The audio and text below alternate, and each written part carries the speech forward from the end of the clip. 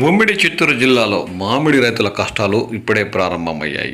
పంట కొనుగోలు ప్రారంభమైన కష్టాలు మాత్రం తీరలేదని మామిడి రైతులు ఆవేదన వ్యక్తం చేస్తున్నారు. గంగాధరం నెల్లూరు మామిడి గుజ్జు పరిశ్రమ ఎదుట ఇప్పటికే వందలాది ట్రాక్టర్లు మామిడి లోడ్లతో చేతికొంజన పంటను అమ్ముకోలేక ఎండకు ఎండుతూ వర్షాలు తడుస్తూ చిత్తూరు పుత్తూరు జాతీయ రహదారి పొడవున వందలాది ట్రాక్టర్లు తోతాపురి లోడ్లతో బారులు తిరిగిన దృశ్యాలు ఇప్పుడు మనం చూస్తున్నాం.